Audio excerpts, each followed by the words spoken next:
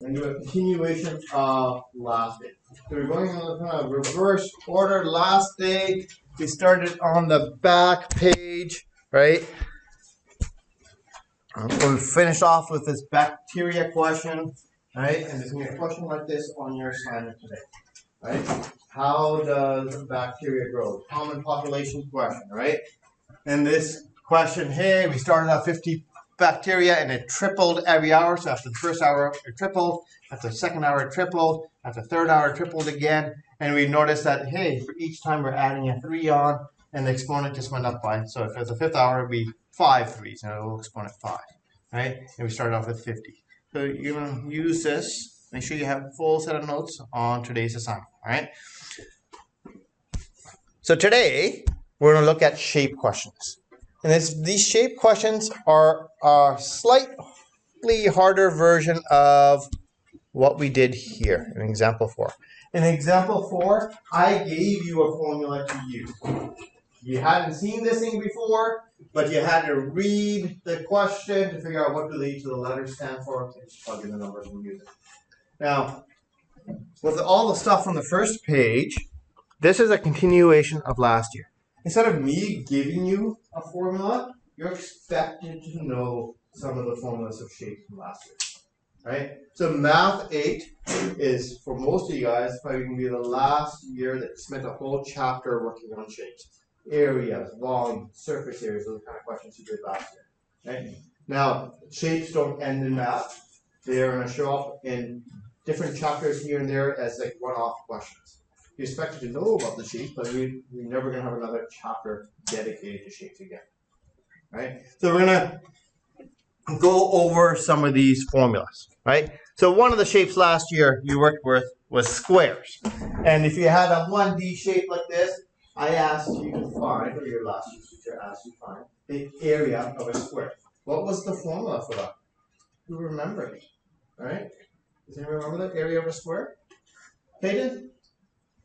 Wait, I only know width times length. Yeah, well, that was very similar to square. That was rectangle, width times length, because the two sides were different, right? And so very good. A rectangle, since the two sides are the same, it's just length times length, or width times width, whatever you want to call it.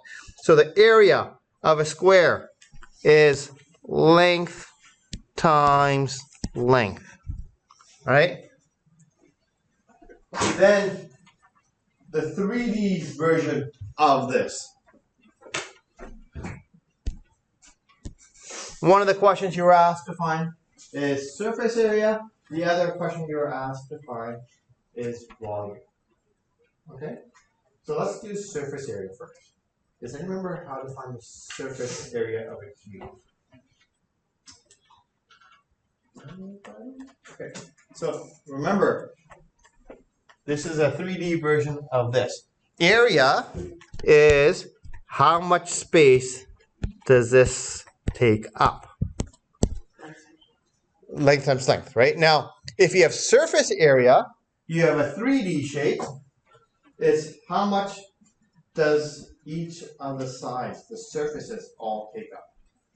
Right? So you had to find the surface area of each of the sides last year, and we added them all up, right? You guys sort of remember that? I'm hoping you remember that, right? Now, a cube is special. These are, all the sides are exactly the same, right? How many sides does a cube have? Hayden? Oh, I heard of it. 6, right? So instead of adding the number 6 times over, you could find the area of one side. So go length times length. That's the area of one side. And we just multiply that by 6. Because you have 6 identical sides. That was the surface area formula. Right? Then on the 3D shape, the other question we had to do was find the volume. Does anybody remember the volume formula? Right? We've forgotten all these things. Okay. Right? So the volume was multiplying all the sides together. So all these sides are exactly the same. That's a length, that's a length, that's a length. The volume formula was length times length times length, like that. Okay.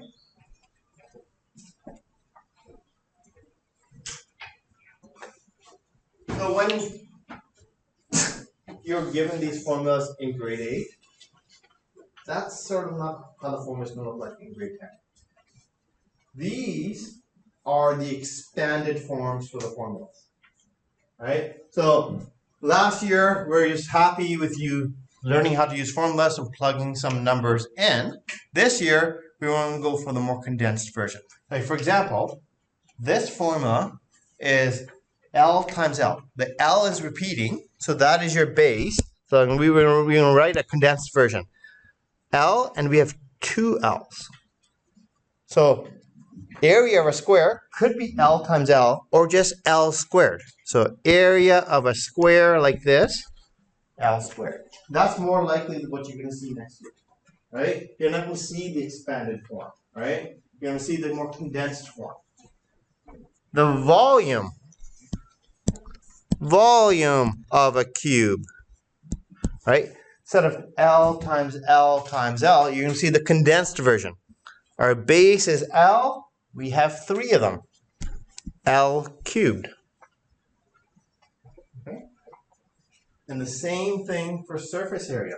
Instead of the expanded version, so lots of times, I'm hoping your last year teacher did this. Instead of writing the word surface area, you need to do S dot A dot, so standing shorthand for surface area. So surface area of a cube, right? The L's repeat, so there's 2 of them. L squared. And there's an extra 6 left over, 6 times L squared. And we did this a little bit in the day 4 side, the very top right hand side, where I asked you to combine these things together. Right? And that's it. Alright, so now in today's assignment that we're going to do today, we have, looking at today's assignment right here, over here in question 4, we've got other formulas you would have seen last year. And I'm going to ask you to write the grade 9 version. Condense it, right? Get rid of the duplicates, add the exponents in. Just write the condensed versions. That's what this is asking you to do, right? So now you have these formulas, right? You're going to be asked to use them, right? For example, let's go over here.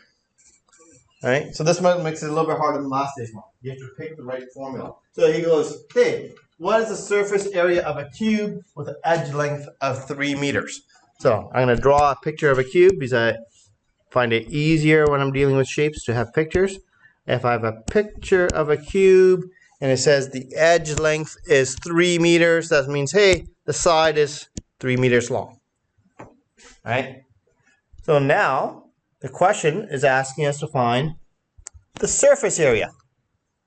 So we have a list of formulas, which hopefully eventually will get memorized. What is the formula for surface area? Which one is it? Right? Payton? Wait, I don't know. So which one's the surface area formula, right? The last one. The last one. So it's up to you now. I prefer if you can start thinking it in exponent form here, but if you like the grade 8 version, you can write it the grade 8 version as well, right? So either way, it'd be great if you can do it this way, but if you find the grade 8 version a little bit easier, you can write that down. So you can go surface area is equal to 6 times L squared, or L times L, right? So we have written down our formula, right? Now, we got to use it. All we need to do is take out our letter and put the number in. So our edge length was 3. So remember when we substitute, we do our numbers with brackets. So we take out the L, we can put the number 3 in. Everything else stays the same. Right? And we do our calculation in BEDMAS order. So BEDMAS says, hey, we do exponents first, then we do multiplication. So we need to do exponents first, 3 to exponent 2, not 6. 9, right? 3 to exponent 2 is 9. 3 times 3, right? Then you have 6 times 9, which is 54. Right? So that is the right answer, but that right answer still wouldn't get you 100% of the marks because if you're missing something. Who remembers that from last year? What is it missing? Huh? An M. Close. It's missing the units. So the units Peyton says is M. Do you agree? Right? So it's measured in meters. But remember, surface area or area is always units squared, meter squared, centimeter squared. Right? Because that comes from our question here. Length times length, meter times meter. So we get 2 meters, meters squared. Volume is always cubed. Volume formula is, we talked about this on our day 1.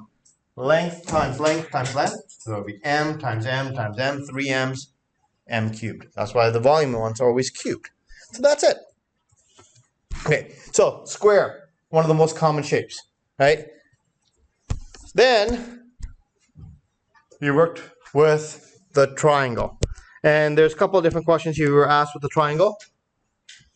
Last year we worked with right angle triangles, so they had a little boxes in the corner. That means they met at 90 degrees. One of the questions you were asked is to figure out how big the sides were. Does anybody remember the formula to figure out how big the sides of a triangle are? What formula did you use?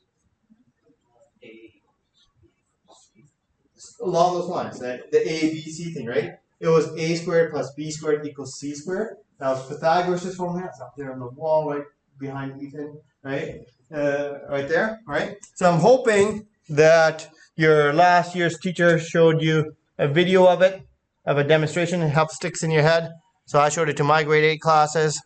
They went like this, right? So remember, the way the formula works is the 2 short side squares add up to being the big square, right? So that's where the A squared plus B squared equals C squared, right? So you had these, right? The 2 short squares. This is all full of water. So the water drains from the 2 small squares and it fills the big one perfectly, right? And that's connected to Pythagoras, right? This square plus this square equals this square, right? So I'm gonna pause it and you go back and goes there. Who's seen that before? I know my students saw it, right? Nobody else? Okay. All right, so the formula, went like this. A squared plus B squared equals C squared, but I'm gonna go like this. Write it down this way, because you're trying to find usually the big side. AC squared is equal to A squared plus B squared. Right, so we use the letters A, B, and C, so we need to label those on the triangle. The most important one is C, the longest side. On a triangle like this, where is the longest side? Right? Yeah, good, Tucker. Across from this little 90-degree box. This is where C is, the longest side. Do you guys remember what the longest side was called? There's a math word for that. Started with an H. Hypotenuse. This was the hypotenuse. So C is always that side. Now A and B in the formula you can mix up. Those were called the legs. They were shorter side. You can call this side A, and this side B, or the other way around. It didn't matter. All right, A and B. So we use this formula to find the long side. But sometimes you wanted to find a short side. So that we had another version of this exact same formula. So to find the long side, the 2 small ones add up to make the big one. So if you're trying to find a short side, it'd be the big side minus a small side equaled the other small side. Right? Big minus small, then it has to be the leftover version of this. Right? And that's why this is what we use for short side. Right? Okay. hoping these are coming back. I know it was a while ago, right? That was our formulas for triangles.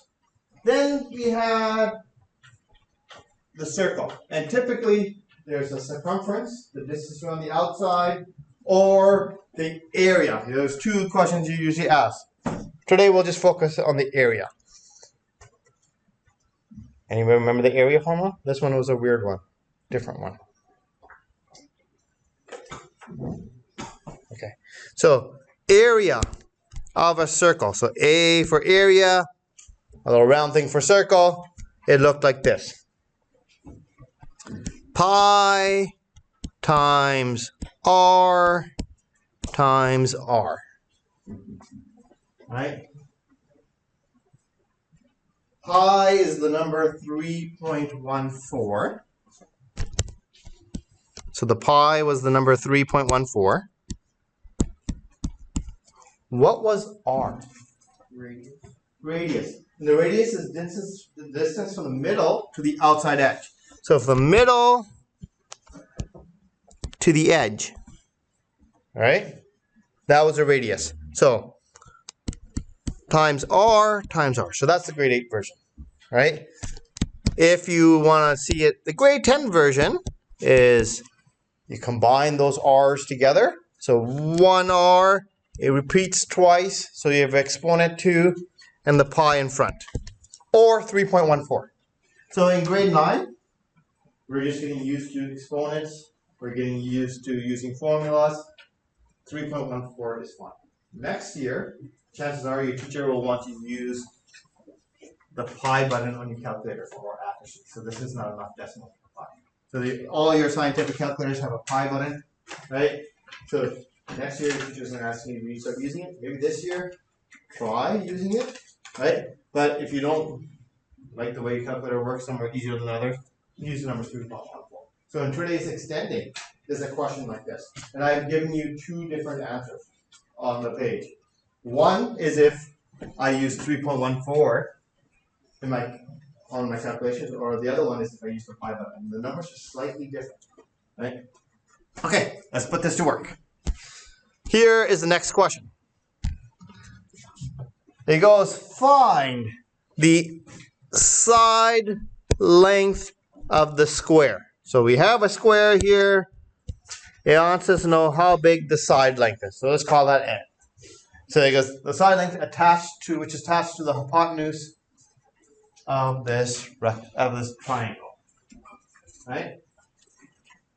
That's all you're given. You have a list of formulas. How do we go about this? What do we do? Alright?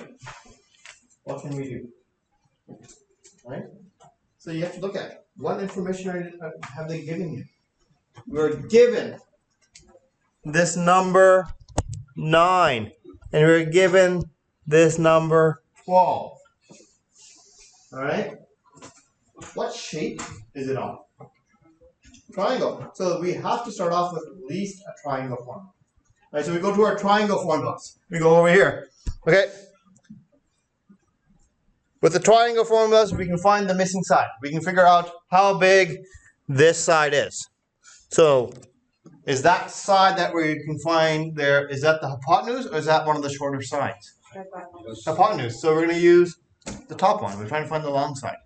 Right? So, it gives us some place to start. So, start off with always writing down your formula. That's your math sentence. This is the relationship I am using. C squared equals A squared plus B squared. You write it down. And you plug in your numbers. Right? And it doesn't matter what you call A and B. Remember, those could be mixed around. So I'll call 9 A, this one B, or the other way around. It doesn't really matter. That means that missing side is my C, hypotenuse. So I put 9 squared in, and I put 12 squared in. And you write that in, right? Next, bed mass. Right? We just do the calculation. There you go, okay? Bed mass says we need to do exponents before we do adding. Right? So we need to turn this into a number, turn that into a number, then add the two numbers together. Right? 9 exponent 2. What number is that? 81. Thank you, Tucker. 12 exponent 2. What number is that? 144. 12 times 12. Then we add these numbers together. So I grab my calculator, grab them, add them together. And I go like that. 81 plus 144 gives us 225. All right. So is that missing side 225 centimeters long? No. All right. There's one more step, John. What do we need to do? Do you remember? There's something that you need to do. Find the square root. Yeah. This is c squared. Right? We want to know how big c is. So we need to do the opposite of squaring. So the opposite of squaring, to get that square to go away, is square root. So you have a button on your calculator that sort of looks like this. So you got to do the square root of this number. So you grab our calculator, find that square root button. Some of you guys got brand new calculators, so you're going to have to find where it is. Right?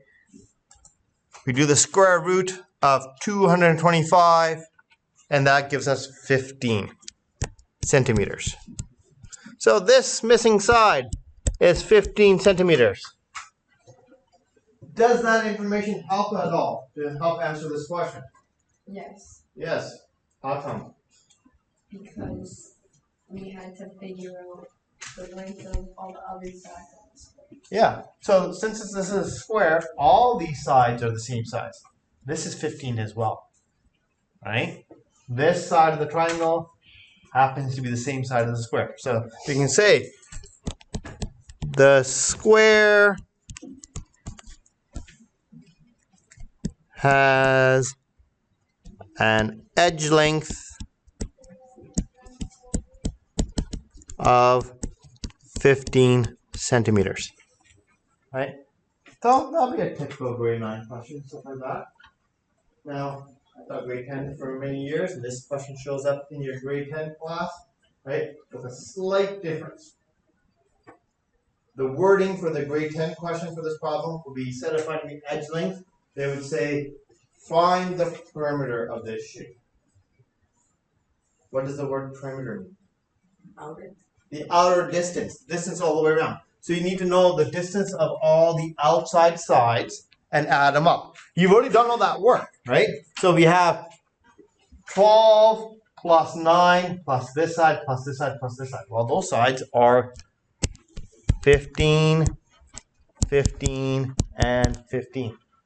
And you just add all them up, and you can answer the grade 10 version of this problem. Right? Just one more extra step. Just one more piece of information. Right? That's it. Okay.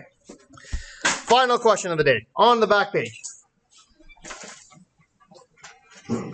So, this question is asking you to find how big are the little corners inside this shape. These little corners here. I'm going to color them in red in here. Right? And I color them in red. So all those corners, there's 4 of them. They sort of look like a triangle, but they're not really a triangle because we have an arc in it. Like that. We don't have a formula for a shape that looks like that. But we have formulas for other shapes. Anybody have an idea of how we can figure out how big the corners are? Square. We have a square, then what?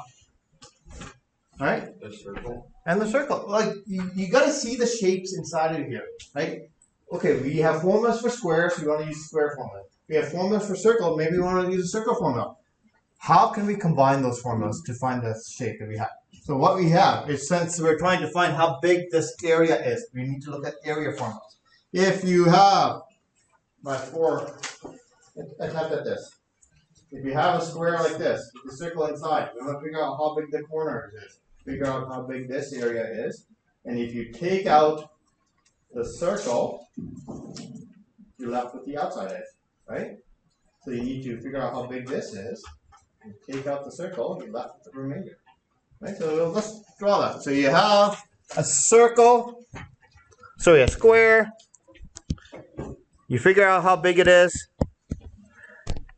and you have a circle which you got to take out. Mathematically, the word take out is that adding, subtracting, multiplying, dividing, exponents. What is the word take out? Subtraction. You have $100 in the bank, you take out 30, what do you have left? 70, right? You took out. Subtract. Right? So you need to figure out how big the square is, you need to figure out how big the circle is, and subtract those two numbers, and you have the leftover corners. Right? So with all these kind of shape questions, and we have hundreds of different questions I can give you. Either you're going to be adding the shapes you know, or maybe you're subtracting the shapes you know. Right? So let's figure out how big the square is. We had a formula, length squared, or length times length. What's the length of the square? 16 centimeters. 16 centimeters. So we go 16 times 16. Right? Or 16 squared. It'll give us the same thing. So if we have a calculator, we go on here, we go like this. 16 times 16 gives us 256. That's how big the square is. Next, we figure out how big the circle is. And we flip to the front side of the page. We go, okay, what's the circle formula? It looked like this. 3.14 times r squared. Or r times r. I'll write down the grade 8 version. Right? So to use this formula, we need to know how big r is. How big is r? John? Looks like it'd be 8 centimeters. It'd be 8 centimeters, right? So you don't have 8 anywhere on this page. We know that all the way across is 16. That means halfway across would be 8. So this would be 3.14, or you use the pi button on your calculator, 8 times 8. So bed mass, these are all tied. So you just go left to right. 3.14 times 16, not 16, sorry, times 8 times 8, and we get 200.96.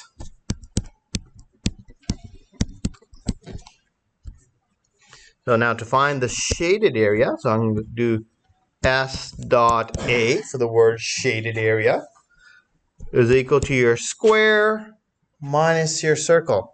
So that's your 256 minus your 200.96. Square minus circle. So you subtract the two numbers. You got 256 minus 200.96. And we got 55.04. So the little sentence, the shaded area is 55.04. What's the units for our area? What is everything measured here in? Centimeters, and area is always squared, so centimeter squared. That's it. Right? So we are